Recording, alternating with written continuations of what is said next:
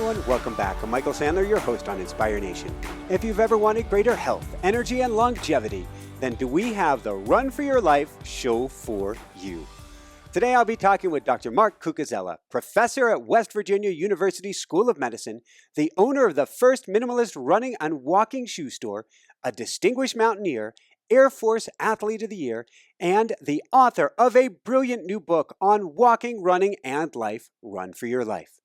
And that's just what I want to talk with him about today, about how to run, walk, and move without pain or injury and achieve a sense of well-being and joy. That, plus we'll talk about 6Gs and the Air Force, Dr. Daniel Kuland, nasal turbines, active couch potatoes, the mountain climber and the awesomizer, the power of Perry Park, Nico running, what on earth is a muffin top, and what in the world slow jogs and sniffing dogs, Coco that is, has to do with anything. So welcome to the show, Mark. Are you ready to shine? Michael, I am, and it's great catching up with you, my old friend. It's been a long time. It is so great catching up with you as well. We ran into each other, a fortuitous circumstance of events. There's no such thing as coincidences with Dr. Ray McClanahan and Florida this past year. Found out you had this amazing book coming out, and I'm holding on to it here like a precious Bible that it is. Before we dive right into things and talk about your book, let's go back to your early days.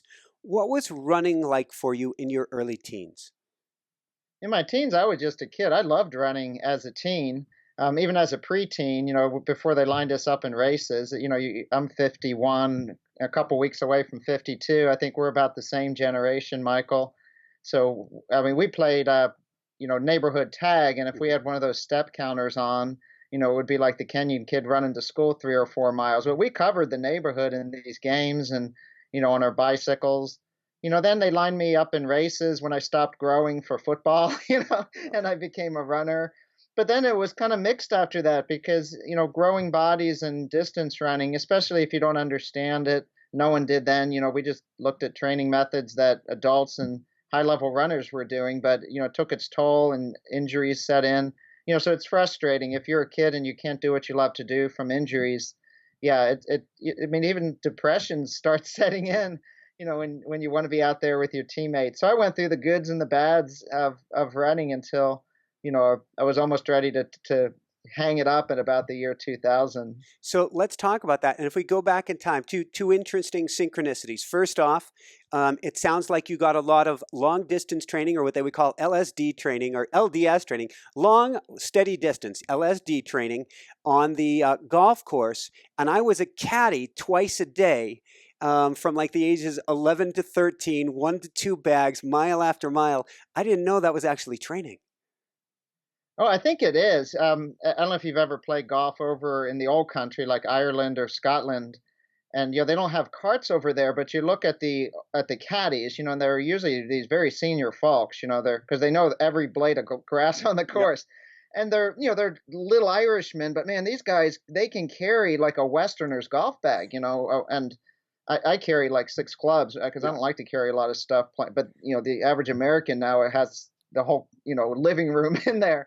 But they just lift those bags up and walk around, and if you look at walking a round of golf carrying a set of clubs, you're carrying like 30 to 40 pounds over 4 to 5 miles, depending on how bad your golf game is. So you could be crossing creeks and all that, but yeah, up and down, several hundred feet of climbing into and out of, the bunkers and these out of the way places. But yeah, it is. I played a lot of golf as a kid, carrying my own clubs, and would caddy for my dad and all of his various friends on the weekends, to make $10 and get a free hamburger. Oh yeah. That was just to be out there. I think what was, we wanted to do, we would have paid to go caddy for our dad, because just to be out there on the golf course when you're like 12 or 13 with the men, right? That was old school, right? The men would go. I could never get away with this now, Michael, because you got kids and you have all their activities. But back in the days, the men would go play poker and play golf, and my poor mom with 4 kids, she was left to do everything else, and because Dad went to work all Monday to Friday, so that was their time. but it did probably make me stronger living that way. I love it. So another challenge that we had that was similar in our teens, you had it from running, I had it from accident, is I had 6 knee operations by the time I was 12. You had a knee operation early yourself, didn't you? Yeah, so I was when I was a child back in the 60s, and they don't do this practice anymore. So if you were a child with in-toeing, like a little bit of feet toed in, kind of pigeon-toed, you'd call it. Doctors are like worried about that. They thought that that might cause a problem down the road. So they would put you in these braces. I forget the name of the brace, but it would be a brace that would actually kind of rotate your feet out, and they stick that on you, put you to bed.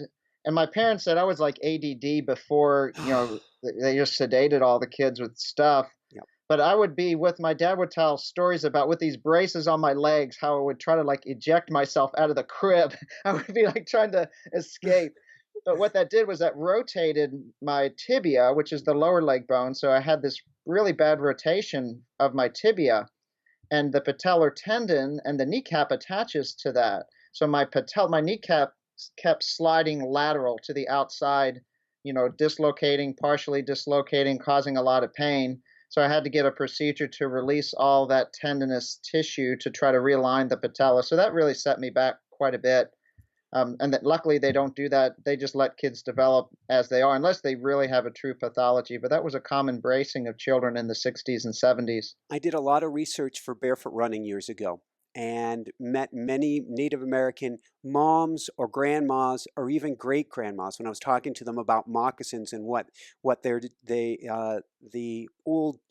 what would we call them, people from the older generation, how they ran before they got modern Western shoes. And they encouraged their children to run pigeon-toed with the toe slightly in. So they would almost be overlapping one big toe over the other toe over the other toe as if they were running a line. That was considered good. Yeah, that's interesting. I hadn't heard of that. I think if you didn't have shoes on, and you would probably that might help you develop some big toe function because you would have to activate the big toe doing that. Yeah, But putting braces on things that aren't deformed is probably never a good idea. yeah. It'll ultimately come home to roost. And speaking of not good ideas, and then we're going to jump forward to 2000, what happened with anti-inflammatories with you? Yes, that was actually before 2000. So I think we call it like vitamin M in the trainer's room, Motrin or aspirin. And I think it still is. I'm a military guy, and every injury in the Air Force or the Army, they just give you Motrin or ibuprofen. They're all the same thing, or aspirin. So we all had all these overuse injuries, and I think we all kind of viewed that as like aspirin deficiency. If you had enough pain, take enough anti-inflammatory, right? And that's going to make it all better. And this was my freshman year in college, and I was on the track team.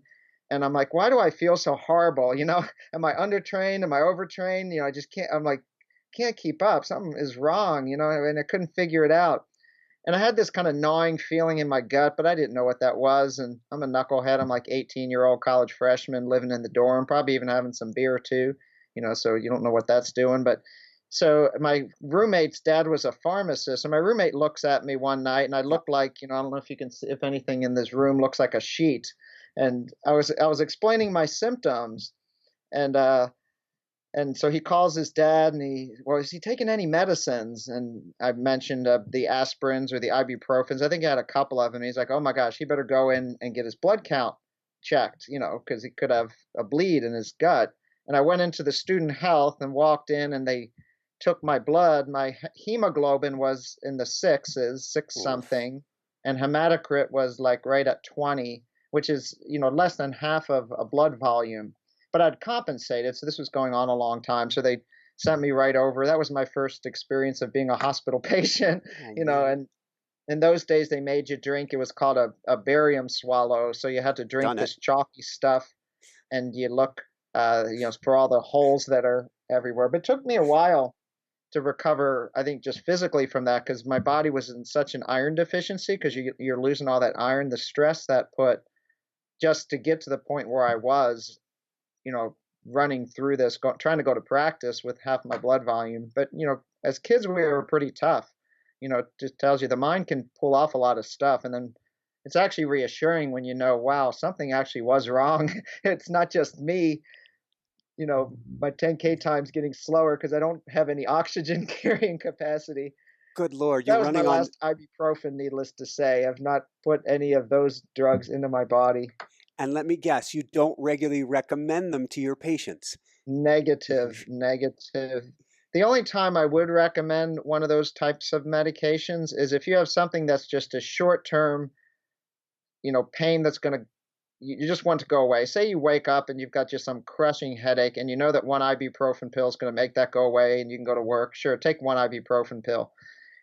I mean, females who have around their cycle might have 2 or 3 days of some symptoms, and if 2 or 3 days of ibuprofen mitigates those symptoms and they can be tuned in with real life, that's fine. Someone has a migraine, comes on once a month, and an ibuprofen, one of them, two of them take it away. But to be on these for any long term purpose, meaning take it once a day, like a daily vitamin, I can't think of a single reason why I would ever. The risk to that is from many organ systems is huge.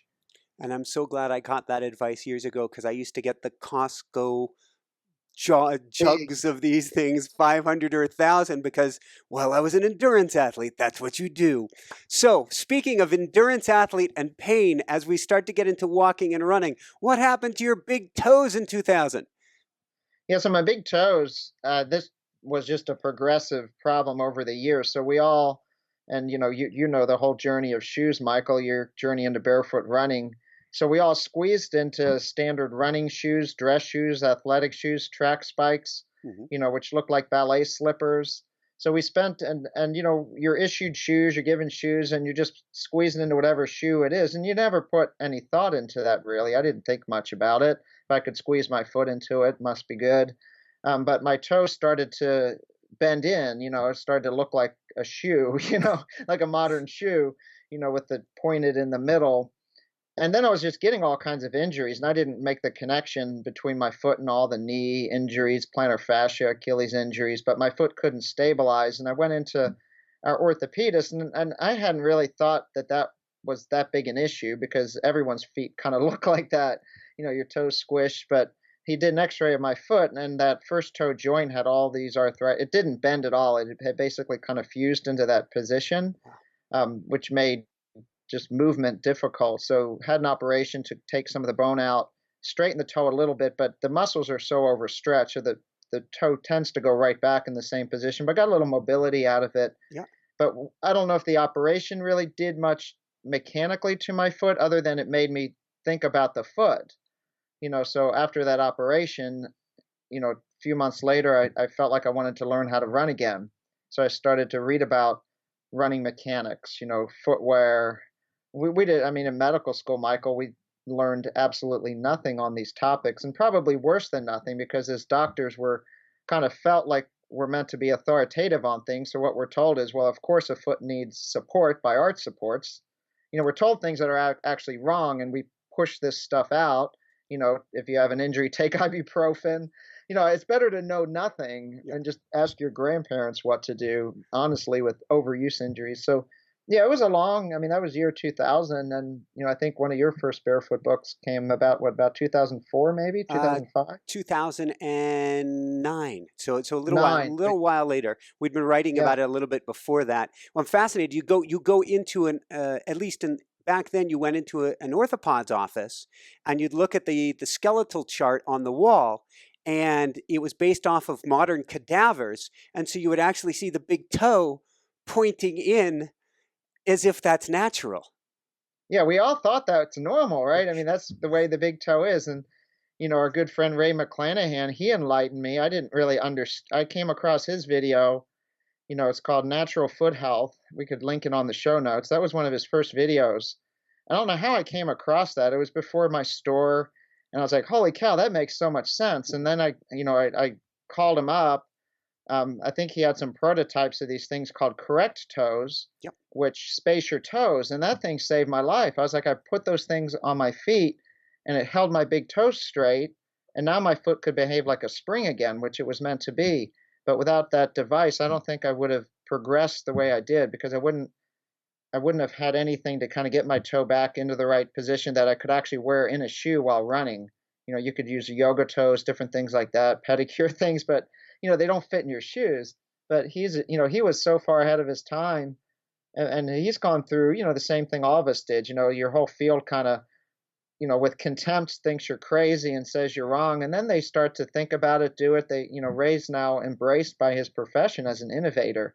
Where 6 years ago he was like the dark sheep of podiatry, and that's really good to see. When we all kind of want to keep learning, and that's great. So I love, like, his sports podiatry group is like super open minded about new ideas, because yeah, people are still getting hurt. They are. It's interesting. I'm looking over to my right. I have some Correcttoes next to me. I didn't actually think to put them on the desk. I wear them to sleep at night. I've Yeah. tried them. He wears them in his walking and running shoes. I've seen pictures of you wearing them, actually running, what is it, a 50K, running them in your sandals. I haven't quite been able to do that, but the idea of getting your toes into a natural position. If I'm in my cycling shoes, they push my toe in because I can't quite fit a Correcttoes in there. If I'm in my skates, and I still do inline speed skate training, it Yeah. pushes my toe in. But then, and you can equate that to a modern business shoe or something. If I put the Correcttoes back on later in the day, it seems to cure all ills. As long as the shoe is not too repressive or aggressive, I guess I would say. A friend of mine is actually, his name is Tyler Benner. He's a friend of Ray's. He's in Portland. He's designing now, I think he's pretty close to market, a wide toe box cycling shoe. Awesome, awesome. So And maybe offline I can connect you with him.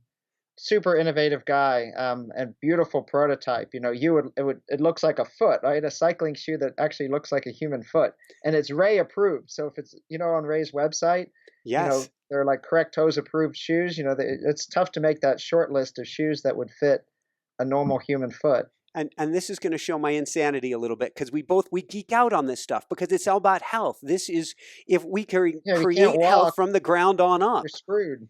So Yeah. exactly. So I've thought of a cycling shoe that you're barefoot with a little platform that has little loops as if it's brass knuckles that you put your toes through, and you can Okay. actually pull with your feet. And so you're grabbing with your toes with each pedal stroke. And what that would do, rather than locking the toes out of the equation.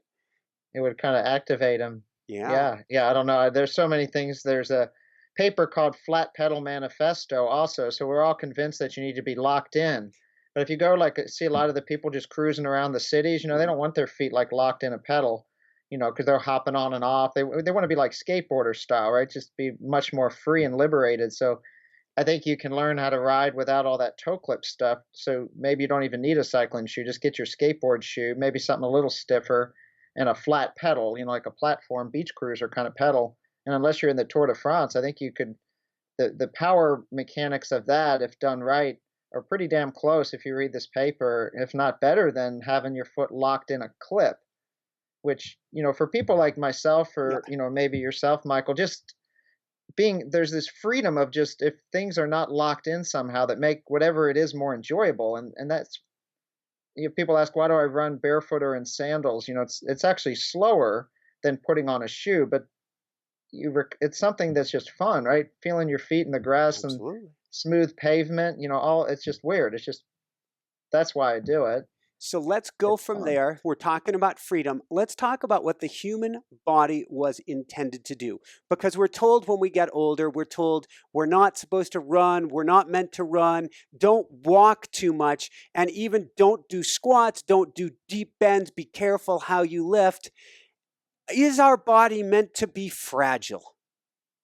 Yeah, I don't call shit out on too much, but a friend of mine, Dustin Jones, used to work at my store, went to physical therapy school, and he made this wonderful rebuttal.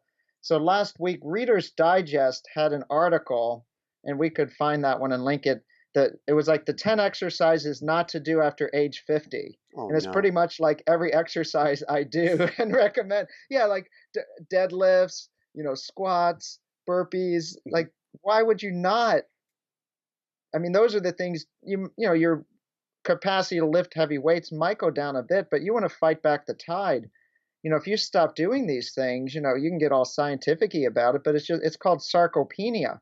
So muscles need a signal Mhm. to maintain mass and function. So if they're, and that's food and movement. Strength training is, as I get older, I need to do more strength training because that messenger is going away as I get older, and that's just normal hormonal changes. So you've got to fight it back a little harder than when you're 30 and you've got more natural growth hormone, natural testosterone. So you got, yeah, they should, the thing should be relabeled the 10 exercises you must do after age 50. But people read this stuff and they believe it. Okay, so I'll just sit on my now after age 50 and not squat and pick anything up again. And use one of those little clipper things, right? Those little things with the handles that have the, Yep. yeah, you should be able to tie your shoe without sitting down, right? You should be able to stand on one foot.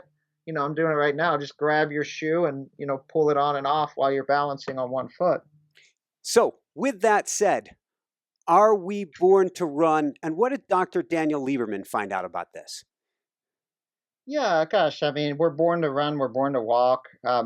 Read Dan Lieberman. I mean, I have one chapter trying to summarize, multiple textbooks on this, but I would suggest your audience just reads Dan Lieberman's Story of the Human Body. Dr. Daniel Lieberman, he's an evolutionary biologist up at Harvard, but he spent his early years studying the human skull. There's a lot that has to do with that, about what we eat, why ligaments and muscles behave what they do.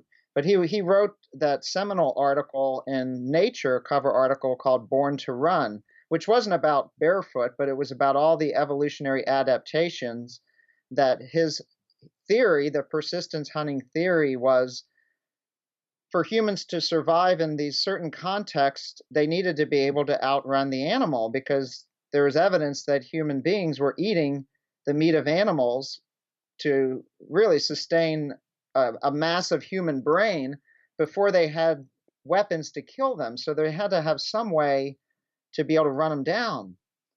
So the arch of the foot, for example, the Achilles tendon, the way our ATP functions for fat metabolism, the dorsal nuchal ligament of the head, the way our eyes tract, our vestibular system. But we run and walk on 2 feet. The way that would work for heat dissipation. Heat dissipation was huge. If you were in the middle of Africa and it was super hot, but you could slowly kind of get that animal to move so they couldn't dissipate the heat, but you could. We're up and down. So our surface area against the sunlight is much different. We have sweat glands. We have less hair. But I can't even begin to do justice to his work.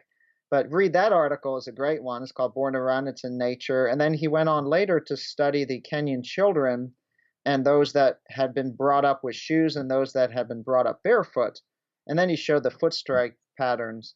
But yeah, somewhere in our DNA, we had to get around on 2 feet. And just to move around, say we didn't run, say we just walked, but agriculture really kind of made us stay in one place.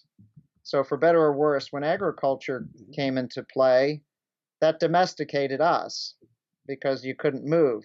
But before agriculture, you had to be a mobile society and go where the food was. A lot of that was near the shores. That's a lot of the food was from the sea. You'd move around.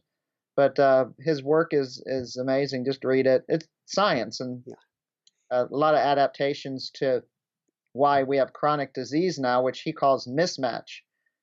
So we've made these adaptations to a certain way of living, and now in the Western world, pretty much everything our ancestors did is the exact opposite, and you can't medicate that away, Michael.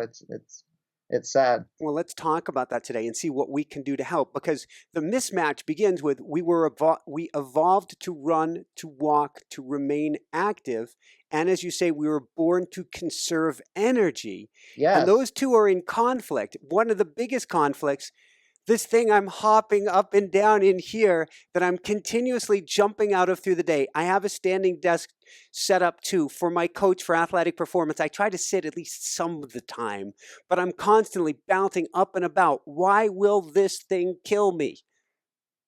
Yeah, so you're probably your best position's your next position. So yeah, I'm at a stand-up desk now. At my store, we don't have any chairs. It's all we just built this big stand-up platform. I have one at home. But if I'm sitting next to a patient, I'm a doc, so I'm sitting next to a patient. The only time I think I sit during the day is when I'm with a patient, but then you're always up moving on your feet. In a hospital, you're on your feet by 90% of the day. just moving from place to place, up and down stairs, sit next to the patient, talk to the family, and then you're up moving around, going to the next place. So try to change your position as much as you can. But by sitting, there's these signals. It's called epigenetics. So we have our genes, but then we have these signals that are turning genes on and off, and that's directly influenced by our environment. So more sitting sends more signals to slow down, mitochondria shutting off, more movement, healthy food, good sleep, meditation. These things are sending better signals. But everyone's wired a little bit different, but we're certainly not designed to sit all day. And then mechanically with our walking and running movement. So if our hip flexors are super tight, so Dan writes about in that paper that one of the other evolutionary adaptations for humans to make us run is actually a big booty.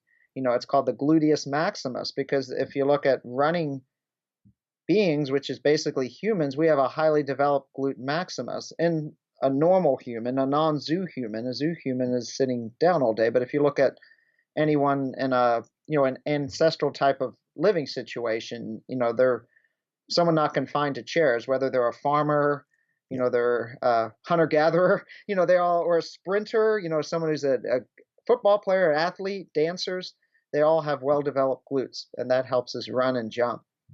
And that So helps that us. muscle needs to be on. Sitting really overstretches and turns that muscle off. And when we turn that muscle off, what does that do to our health? I don't know. I mean, our health is so global, but Yeah. turning that muscle off will inhibit just the normal ease and joy of movement. So if you're a quad dominant walker or runner and you can't use your glutes, it's going to become more fatiguing and make you more prone to anterior knee injuries, these things that keep runners from running. Once you learn to use your glute, it's the most tireless muscle. It's hard. I mean, no kidding. Like if you can run with your glute, it's hard to tire yourself out because it's big red meat muscle and it crosses one joint. It's the most efficient lever in the body. Think of the glute compared to like your soleus muscle, a much smaller muscle. Yeah. I mean, which of those muscles is designed to do work? The glute is like 6 biceps, right? It's huge. It's designed to work all day effortlessly. So let's go from there. I'm picturing people both in their chairs, people at the gym. Jessica and I just got back into this gym this past week. We're looking at people working on building strength to get strong when they're off of the chair. But you say strength isn't the foundation of performance and probably health. It all begins with posture. Yeah, I think posture helps us use our strength. So if you don't have good mechanical levers in your body, you don't deal with the forces of the ground well. So if our posture is off, even standing, you kind of know it. Say you work at a retail counter, and if your posture is off, at the end of the day, you're really fatigued, right? Your back's fatigued, your hips fatigued, feet are fatigued. Things are just tired. But if you have a good structure, a good posture, your body's that's actually low work. Your body's actually supported on its structure correctly. So then you can use the muscles, to do the work versus trying to use all those small muscles just to maintain upright being. But then if you load it up, if your posture is off and now I want to run or I want to lift heavy weight, so that's where I think the harm happens is loading it up, right? So a marathon is 1,200 steps, a mile, 26 miles. So if your posture's off, all these little micro movements that aren't optimal, are going to fatigue you bad, maybe even cause injury at a certain threshold. Certainly you go to the gym and start deadlifting, if your posture's off, 30 to 40% of people by the age of 40 have evidence of herniated discs, and that shouldn't be that way. I mean, I think the human being's pretty perfect design, so we shouldn't have all these injuries. So there's something in our environment.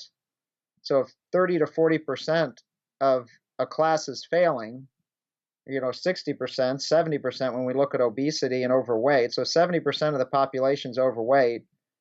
You can't look at that as an individual's problem. It's like, okay, something about the class. It's not about the kid. If you see that, now, the old school paradigm is that's just is how it is. You go to the doctor, your 30s, I can't believe 30s, you go to the doctor, this is a sign of arthritis, it is how it is. You go to in 40s, your posture is messed up, that is how it is. You go there, 50s, they're going to replace your knee because it is how it is.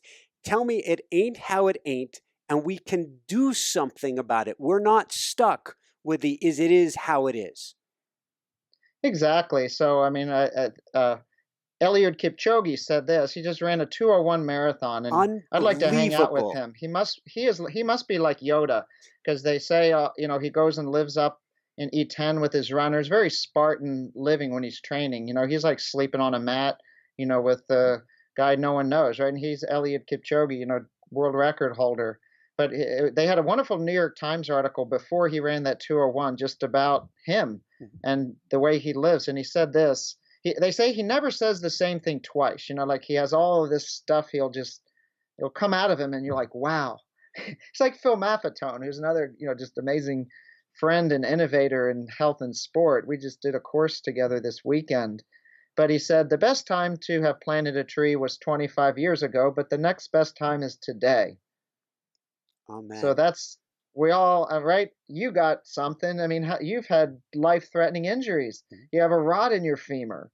We all got something. And then you had that other horrible accident, And a second not too rod in long the ago. femur.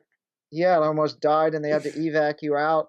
Right? We're all got pins and joints that are, But to but yeah. me, So fix it and get back out there. to me, the parts that I have and the parts that so many of us have, and if you've ever been injured, it dictates you're now required for life to be a professional athlete. What's a professional athlete?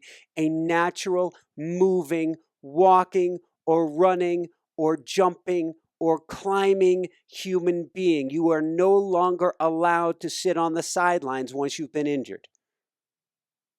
Yeah, we have to get people back in the game, at some degree, and start gradual and keep moving forward. Abe Lincoln said this, I may walk slow, but I don't walk backwards. So if you're listening to this and you've had someone tell you, part of the theme of my book is, people are told you can't run. And if you're a runner like you, Michael, you love to run. Something magical that did to your brain. Here you got a rod in your femur, but you're like, no, I'm not accepting that answer. They're very, like, if you're a runner, there are very few losses that you could have in life that would be as significant as someone taking running away from you. Mhm. It might be your kids, your wife. I mean, think of the things that really are irreplaceable. If someone came up to you today and said, this is gone, right? You're like, no, I can't. But that's the runners, right? There's 2 feet in the air. There's something magic about that. And that's where the slow jogging comes in. Gosh, so many folks, from the influence of Dr. Tanaka in Japan, and I've brought that to the military. It's so genius, is get people to run ridiculously soft and slow. I mean, so ridiculously slow that it's slower than a walk, but a smile goes on their face. You take their shoes off. This isn't 3 Gs hitting the ground. It's like 1.2. They're just learning to kind of tap, tap, tap and land soft again. And something in their whole childhood that in that primal cortex of being a kid again just wakes up. It's crazy. But if that gets lit up every day and you're a runner and someone extracts that from you, you're going to get depression big time. And I'm guessing that's what a lot of us have because we're not moving. So, on that note, let's talk about, since we're talking about running really slowly, something I am working to perfect this fall with like 16 miles in plus a stop, 8 hours on this past Saturday. Jessica's walking. I'm doing it as a jog, working on that form behind her, Yeah, but super slow. incredibly slowly. But as she coaches me, and as I've told me, their goal is how light can I step? With each step, how much can I barely kiss the ground? How do we get the elasticity back after we've been sitting too long? Yeah, that is a slow process, and that's when I do my courses. We do they're called CME courses, Michael, Continuing Medical Education, and it's Health Fit You is our site, healthfitu.com with Dr. Maffetone. So we have physical therapists, athletic trainers, running coaches. So when you start to brace the foot, so our foot's a magic spring. As we get bigger, the spring gets bigger. By our teenage years, we're playing ultimate frisbee in our bare feet, and we can jump. Most of us probably have a vertical leap of 10 to 15, at least 10 to 15 inches. So easy. That's like normal. Then you got Michael Jordan. What was his, like 40 inches, something crazy. But the most normal humans, when you and I were growing up, could jump to catch a frisbee, and you're flying in the air. Our spring is perfect. Now, maybe not so, because now kids are shod and sitting at like age 3. So I'm going back to a normal human, which would be, we may have been the last generation, who knows. So now, okay, I put an arch support in because someone said I should. What's happening to my human spring? Oh, you locked it out. Yeah, you're dampening it. Then I get an injury, and now put you in a rigid, hard arch support and a structured shoe. What's happening to your spring? Even less. Decommissioning either more. Then I say, well, don't run, walk, and only in a rigid shoe with a heavy duty arch support. Now what's happening to my spring? What spring? Yeah, gone, right? And then you walk into the office, right? Doc, my knee hurts. My hip hurts. What do they got now? Arthritis. Yeah, they need Motrin deficiency. But yeah, so when our fascia, that spring isn't working, why do we have, and Dan Lieberman wrote an article about this on earlier onset osteoarthritis in our generation now. And he's an amazing scientist. So he tried to control for everything else, body weight, diabetes, like all this other stuff. So we're getting osteoarthritis earlier now, and he's just making theories. He's not doing randomized medical trials. He's creating hypotheses. Mm-hmm. So the hypothesis is something in our modern environment is decommissioning our spring system. So now we're having earlier osteoarthritis. Because if you don't think of your truck, say you've got a big F-150 truck, big chassis, and you lock out the shocks, right? You're feeling like, right, if you're sitting in that front seat and you're going over rocks, you're like, your whole chassis is feeling that. So if you're out running and your spring is decommissioned, it's going to cut your back, your knees, your hip. That's why military people hate to run, right? If I didn't have any spring and when I hit the ground, it was like that. It sucks. Like, so when you slow them down, you take their shoes off, but you get them to go ridiculously slow. It's just like jumping rope, so say everyone every day, if they have decommissioned springs, should start at like 30 seconds. In a few months, they would actually be able to jump rope 5 to 10 minutes without burning calories. The goal of elasticity is not, I want to just burn calories. No, you want to run like without burning calories. That's a good runner. The one who can get from point A to point, that goes back to ancestry. I mean, you don't want to burn calories. You want to go kill the kudu, expelling as little energy as possible, because you may be out there for 10 hours and then drag that thing back to camp and then have your meal for your whole tribe. But yeah, train the elasticity, and it starts with the feet. So if someone has a big toe that's bent in, they can't use that because that big toe's gone. That's where you go talk to my friend Ray and get some Correcttoes, or get them through my store. Heck yeah, I've got some in my bag right here, and I'll show you. I think I've got the one. She talked about the barefoot. So can you see my thing here? Yeah. See the little string around it? To keep it on when you're wearing sandals? Yeah, so this keeps it on when I'm running barefoot. It's just like my daughter has all those little hair ties. Yeah. That cost 99 cents for a pack of 20. Yeah, it just sits around your big toe. Very, very nice. So let's talk about some more tips people can do to get back moving again, to get going right away. So we've got maybe jumping rope for 30 seconds. You're saying every day, every other day. What would you do for that? Your body always, so you have to add a little bit of stress. Mm-hmm. You probably remember your first barefoot run, you'd add a little stress. I'm a little sore. Maybe the next day you wouldn't do it, but then have a day of recovery, but then you get stronger, right? Just if you had right amount of stress, recover. But this was interesting, Michael, and I think this is really the next level, and I see it, and I think anyone who's doing modern orthopedics sees this too. So I was at a conference with Ray, American Academy of Podiatric Sports Medicine, and an Italian researcher there gave his whole kind of research thesis about, he's written like 100 papers, Nick Maffuli, mm-hmm. But his summary was tendinopathies are a metabolic disease.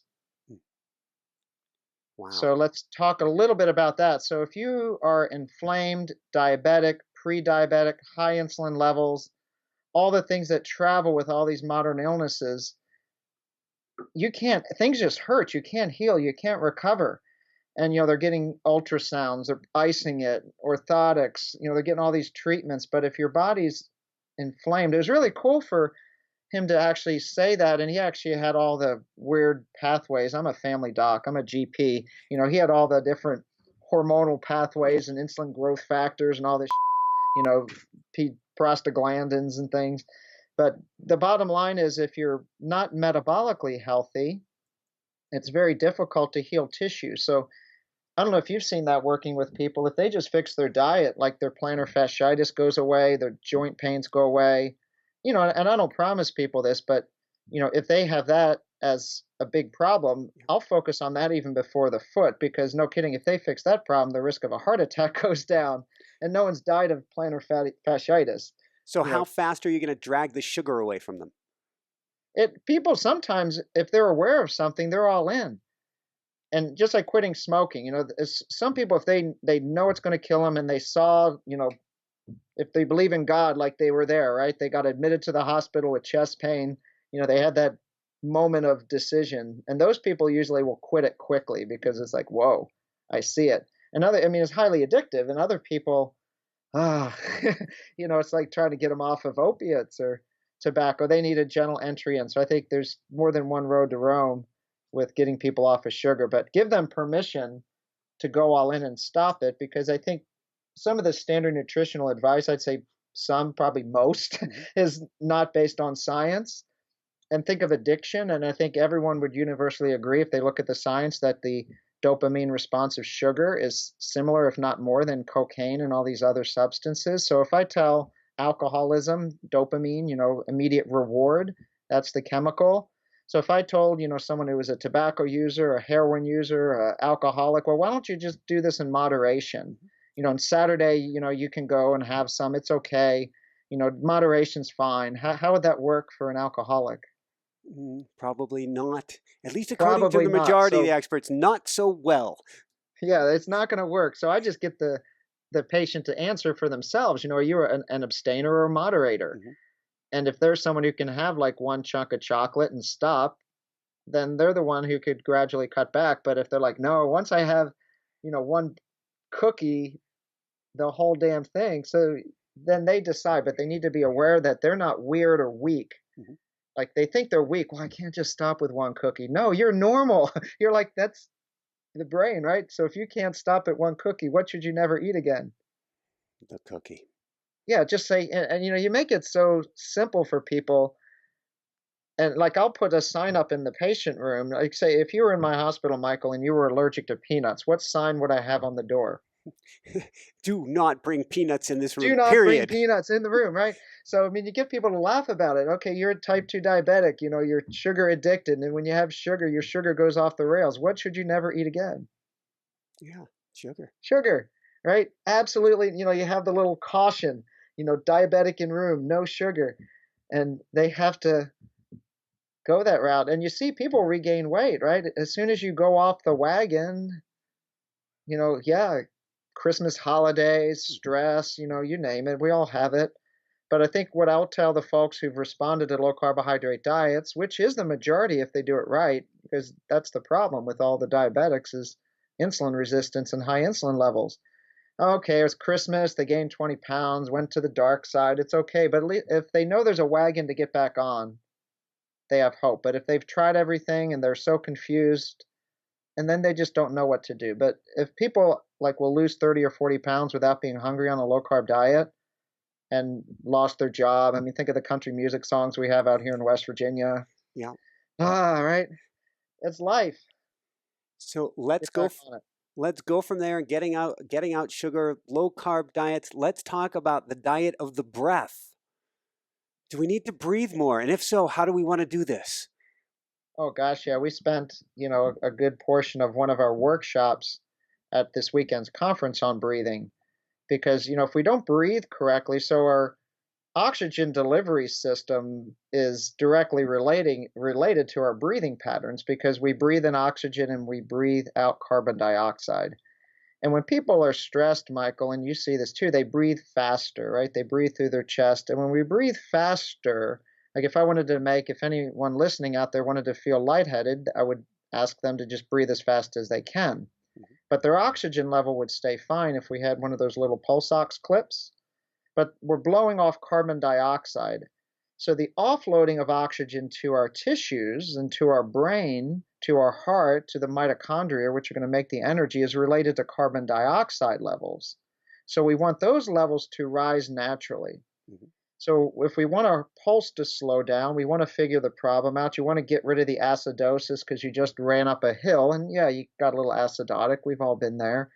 Slow the breathing down because when you allow CO2 to rise, Mhm. oxygen can now offload into the tissue. So it's That a was huge. strategy. I want you to share that with people one more time because we have been told CO2 bad. And what you're No. saying is the more CO2 we hold on to, the more oxygen. Thank you, Buteyko, Patrick McKee, and all these guys. Oh, great book. Oh my gosh. Yeah, So The I'm Oxygen Advantage. Yes, yes, that is one of the most brilliant. And because Brilliant. I caught in here that you talked about the different aerobic zones and you talked about breathing through the nose, and I'm going, Mark gets it. I love it.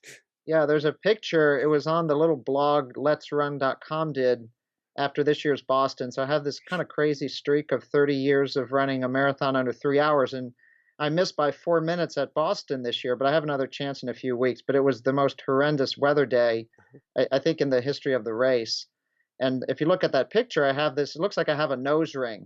It's and we sent some of these to Patrick. It's like a breathe right strip, but it sits in your nose because if it's pouring rain, the breathe right strip will just fall off. Makes sense.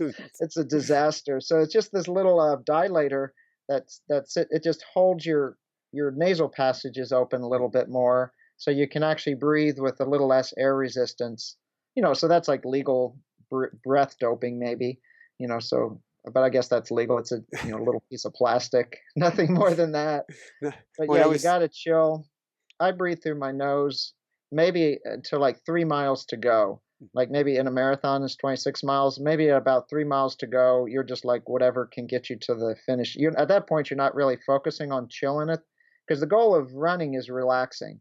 So you're just focusing all the time on relaxing, relaxing, relaxing until you can actually sense you have enough in you to go and race to the line. And then yeah. you're not relaxing, then you're racing. So at a certain point, throw the nasal dilator out, turn the cap backwards, throw the heart rate monitor out, and just Whatever you've go. got left in the tank.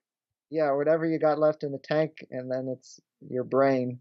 So what else do people need to know about breathing then? So, yeah, practice your diaphragm breathing when you're not running, and then you can use it when you run. You could do it through your mouth. But when you breathe through your nose, you're kind of forced to do it. You just have to because the breath rate goes down, and it forces you, especially in the inhalation. Like anyone right now, just close their mouth and breathe through their nose, and your belly's gonna go out, not breathe.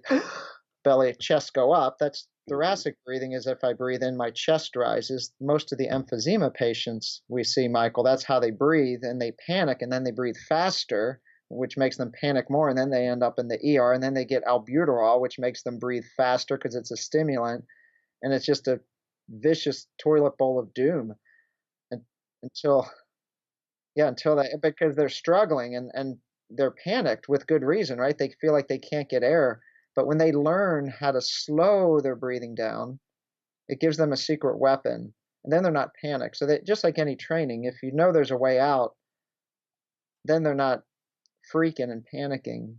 But we have awesome respiratory therapists at my hospital, so we'll go in there together and we'll use little devices. One's called like a flutter valve. It's like a little propeller that you breathe through, and it makes a little flutter. So you have to just keep breathing until that little propeller stops. Almost like a kazoo. Like if you were to breathe through a kazoo, you would breathe as long as you can to hold the note. And it could take you 15 to 20 seconds for that note. So that's going to get all, fully, contract that diaphragm, fill, and then you'd breathe in, and fill the lungs. So you're breathing out, diaphragm is rising and then contracting, filling. I love it when Practice. There's all kinds of, I'm sure you've got some great videos on it, but I was an asthmatic for over tape your 20 mouth years. at night. I'm sorry, I Yes, missed that. that's where I was going. Well, I was an asthmatic for over 20 years. I read Breath Play many years ago, Ian Jackson. That helped tremendously. That was the most I could think of at the time, which was an active exhale. And then I started to do all sorts of exercises, get it under control. had it under control, but then when I read Patrick McKeon's book, Oxygen Advantage, took it to a new level. And Jessica and I tape our mouths closed each night. Less respiratory infections, deeper night's rest, calmer throughout the day. We're more rested and relaxed, and we're breathing. As a baby, we are obligatory nasal breathers. If Yes. you wanted mama's milk, you could not breathe through your mouth. You had to go through the nose.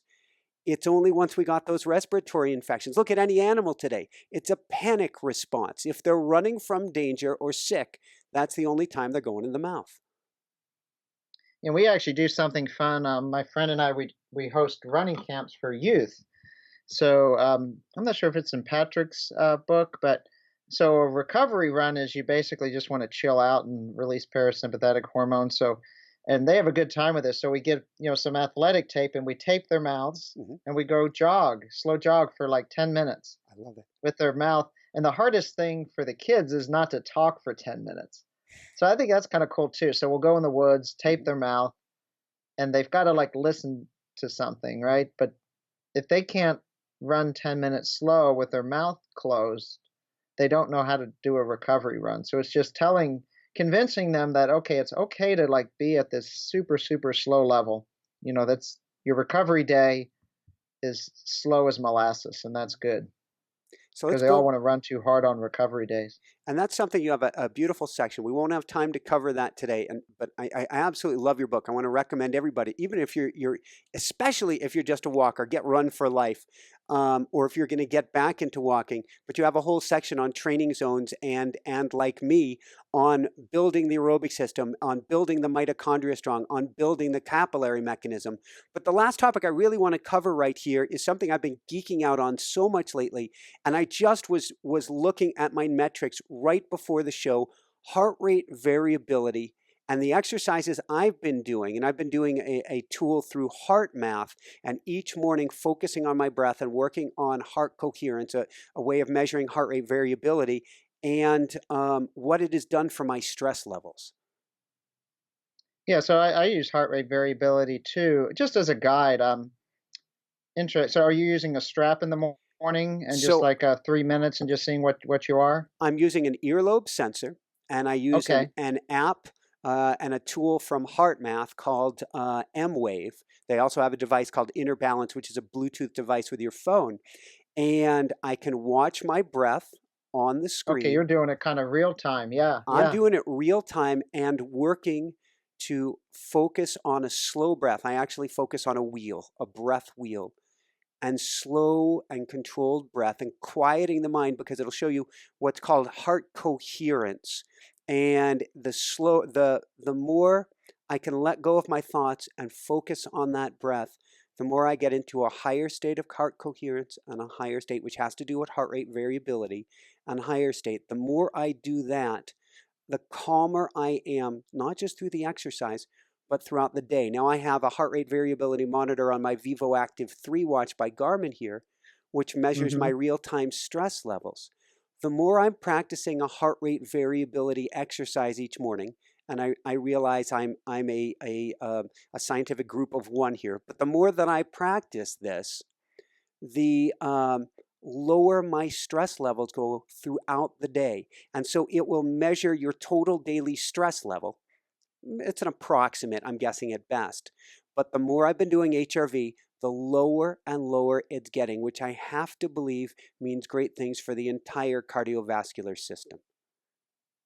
Yeah, and you're using it's biofeedback, so you're probably at some point you won't need all the tools. You'll just know the response. Yes. And you don't even need a heart rate variability monitor. So if anyone out there just put their finger on their pulse and they just for about 2 to 3 minutes, you do a slow exhale, just super slow, long exhale. And when we exhale,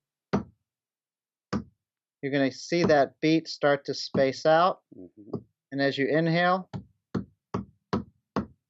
exhale, right? Yeah. And then that's the variability. So if you average that out, your pulse could be 50. But when you're really just like laying there in bed and you're not waking up and checking your email like immediately first thing, because then your heart rate variability is like in the shits, right? The minute you're out of bed. So it's good. I do put the little strap on for like 3 minutes in the morning. I think mostly just so I don't like jump right into my day, you know. And okay, and like it's weird. Like we did the course this weekend. I have it's called Sweetbeat is the app I have. But there are people in the room who are really geeked out on this, and I find some days I feel really good, and the measurement isn't really good, and then other days I feel like not too good in the measurements. So I don't think people should become enslaved by that because a couple people in the room actually had like three different devices, right? Yeah. They had the earlobe, and they said the correspondence of those three devices was all over the place. Like one device could have said like you're ready to go run a marathon today, and the other device said but I think it's more like it just makes you do it, right? It just, no And matter what the number present. is, makes you focus on, let me try to make that number better. And the only way you're going to make that number better is what you just described. You like whatever your mental focus is to get all stressful thoughts out of your mind, good thoughts in, and diaphragm breathing is so powerful, and nasal breathing for that, Awesome. So and a just good night's sleep before oh, that, oh my God, and right? we can't stress that enough that training fatigues you, and the way that you get stronger is actually to rest. Yeah, stress, improvement, stress plus rest Yeah. is how you get better. So a few quick wrap up questions, then maybe time for a real brief thing of what you're doing in the morning. First off, if you were going to give people one homework assignment today to take action on their health, what would it be? Get rid of sugar and junk food. Woohoo!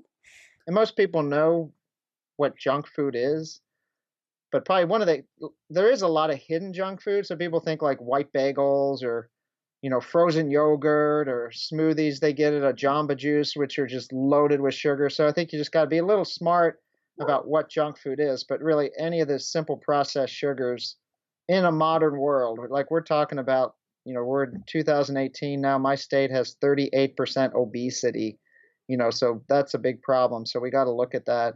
And I think that's usually, if you just start to feel better metabolically, hell, you want to go exercise. If you don't feel well and you're inflamed, you could have all the motivation in the world, for running. Any advice you give to parents for their kids for their health? Yeah, I'm a parent. I've got a 15-year-old and a 13-year-old. And they start to get to the age they make their own choices. But, in our home, we eat dinner together every night. We don't have junk food. Everything is freshly cooked. We don't have soda. We don't have sweetened drinks. But, I'm not living an organic health food nut lifestyle with my kids. We eat dinner, we cook hamburgers. I just don't have the bread. Yeah. But they're growing and playing soccer and cross country, so they could have a roll on their hamburger. They're not insulin resistant, but every meal is there's no junk food. And if they don't see you eating junk food, I think their odds of following that path, they don't drink soda. It would taste like crap, because I didn't expose it to them when they were little. They may have had a little sip of juice every day. We never bought juice. So they think of fruit as fruit, not juice as fruit. So those simple things, and it doesn't need to be fancy or expensive. Just eat real food and eat as a family. Do not eat out of your car window. Stay away from that Yeah. stuff because it's this. I'll just share this, and I thought like, wow, this is freaking insane. There was an article in this year's Washington Post right after the first of the year, and it was written from some high-end, pediatric psychologist and health practitioner, and he said this was his goal. He's the guy giving everyone advice. He says, my goal for my family this year is to eat dinner together as a family at least 2 times a week. And I'm like, WTF? Like, what are you doing the other 5 nights? If your goal, like, what's he doing now? And this is the guy giving us advice. Like, wow, like my grandmother could have given you better advice than that. We have well, in the summertime here we have in Basalt, Colorado, we put out 13 or 14 different hummingbird feeders, and they're full in the summertime. It's just been crazy. And so what we made a point of is eating our meals sitting out with the hummingbirds and just taking our time to sit and be with the food and be with the birds. And it was just Yeah, magical. phones off. I mean, I think most families now, like dinner time, your phones are off, they're away. You just got, and at that time, I mean, like tonight will be like 8 o'clock at night, when things are done. So it's not like, oh, it's not, my kids have to eat at 5 o'clock or something. So I'll get them McDonald's. No, just if you're a family out there, if it's 8 o'clock, if it's 9 o'clock, you eat as a family, and you don't like feed junk food because it's 5 o'clock and you think your child's going to starve or something. If they can go to Europe, right? They don't even sit down to dinner till 9 o'clock. Sure, give I, them a piece of cheese or something if to hold them through, but not potato chips. I lived in France. It was literally a 2 to 3 hour dinner. It Yeah, was that's every night, right? absolutely. All right. And you're So American, go to the restaurant at 6 o'clock. No one's. They're like, "What are you here for?" No one's even. They're not even it's open. true. So where can people go to find your beautiful book, Run for Your Life, and to find out more?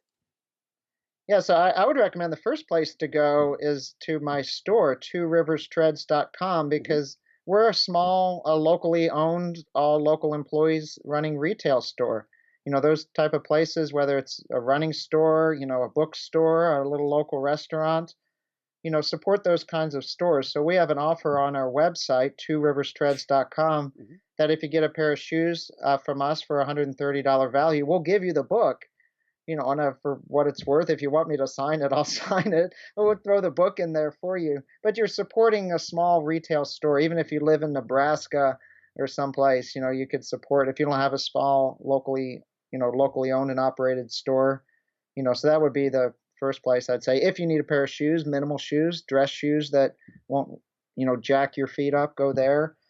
You could also go to all the usual places: Amazon, Barnes and Noble online.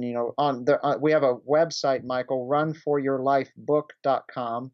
So if you go to that website, it's got links to all the places you can buy the book, including my store. Short answer to this question. And oh, well, first let me say, I cannot give a high enough endorsement And it's Audible too. for this book. I cannot give a high enough endorsement. I hope this becomes the Bible, the new lore of running. This becomes the new Bible of running and walking, because this is so. Our health starts from the ground up. That's why I got into barefoot running. That's why I got into barefoot walking. And this book helps you from the ground up to rebuild your health. Yeah, to give full credit to Prof. Noakes, the Lore of Running is the Bible. He's working on the sixth edition now. So that's going to be the Bible, right? I took mine's more like Reader's Digest for a non-scientist, but I'm waiting. He's rewritten the whole He's nutrition side of awesome. it. If you've been following Dr. Noakes, or Prof, as he's Oh, affectionately he's called. been going. He's way big on the low carb side of Oh things. gosh, yeah, they just put him to trial because they thought the Health Profession Association were threatened by his advice, which was spot on correct. So they actually took him to trial. It was 3 years of hell, but he won, unanimously. But he shouldn't have had to do that to defend that a child should eat eggs and meat and cheese and butter. I mean, that's what a healthy child should eat. Wow, But wow, yeah, wow. wait, his book Lore of Nutrition right now is a Bible of nutrition, and he's working on the sixth edition of Lore of Running, but that's probably going to take him several years to finish that. Two So last. stay alive. Read mine first, and Yes. then you'll get all geeked out for that book, and you'll be ready for it. I love it. That this will give you the baseline. A few real quick wrap up questions. First off, since you mentioned footwear in your store, do you have any suggestions for women who need to wear heels or something elevated for their work? Don't. Oh, Yeah, gosh, or I very know, short Mark, but stints. what can we Like if you have do? to just stand. We have a little article posted by the women's shoes section. It was an editorial in the Washington Post. I'll have to screenshot it to you, but it was written in the defense of women not wearing heels. From a stance of liberation. It was basically saying, women out there, it's okay. Don't wear the damn heels to please the men. Tell them to go to hell. And it was a great article because I think if you have the confidence in what you're doing, you're listening to these Senate hearings now about, women have been suppressed in so many ways, just answering to the man, no pun intended.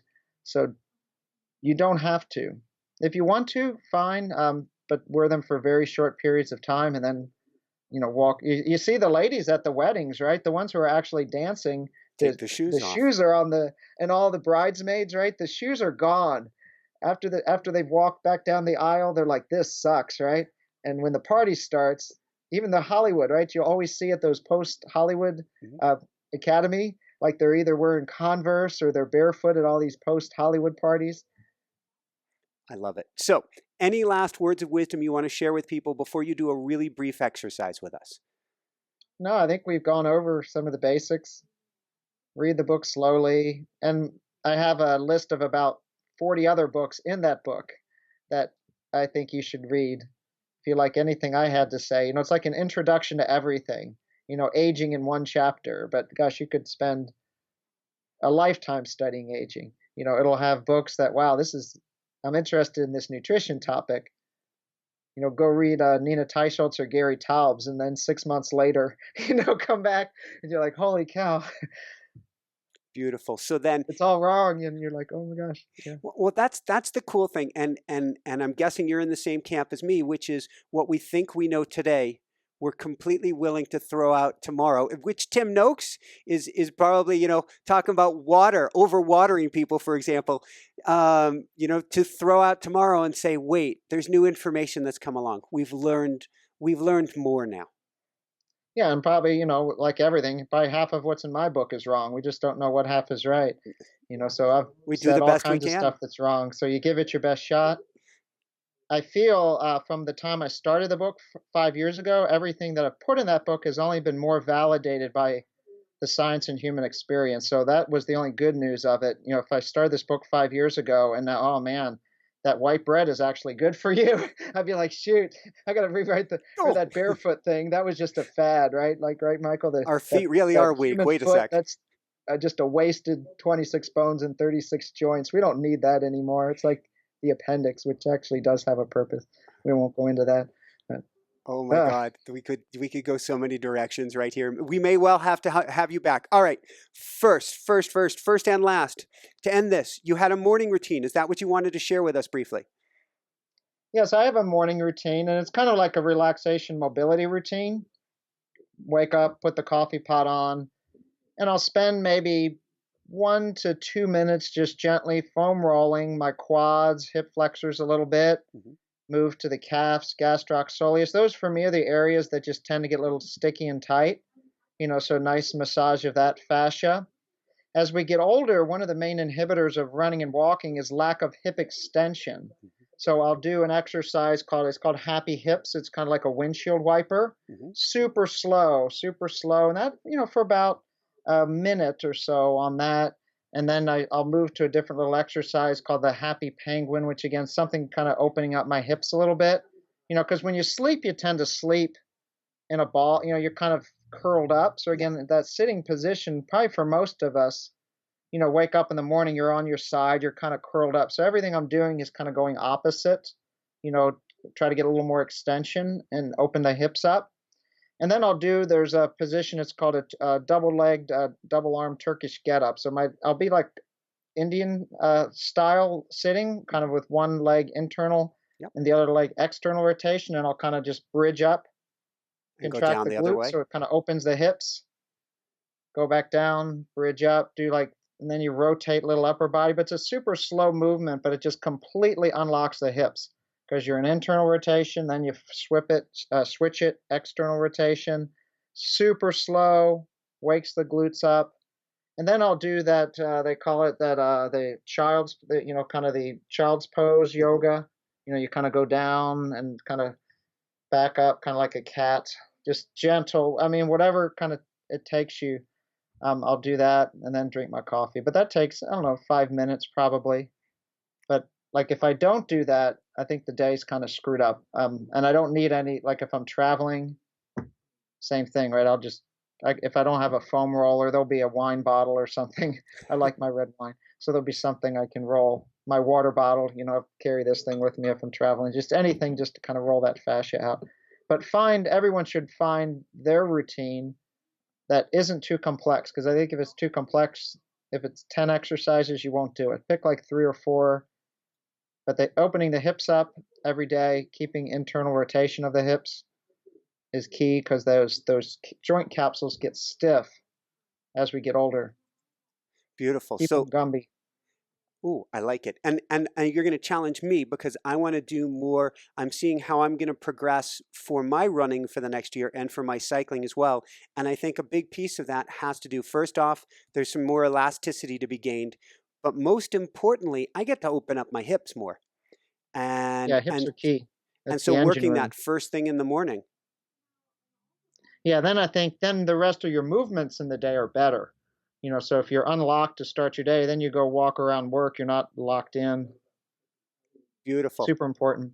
All right. I've got to let you go. There's so many more questions I can ask. I can't resist one tiny bit more. You said the appendix is for something now. I've always thought this. What's it for? I think there's all this emerging science, which isn't really new about the microbiome, Yes. which are the good bacteria in our gut. So, you could kind of Google it, the evolutionary purpose of the appendix, but there's probably something to do with the bacteria that's harbored in there. I don't think there's anything we've had in the body that doesn't have a purpose. Thank you. And I was in one of Gary Taubes's book. They talked about one of the ancestral places in Central Africa, before Western foods, and they never had a case of appendicitis ever reported, ever. So now there's a lot of appendicitis. So I think when our microbiome, which is all that 6 trillion gut bacteria, are not optimal, which is probably every modern human drinking soda and eating white bread and on antacids and all that stuff, the function of that appendix is probably changing where it actually, like everything, gets inflamed.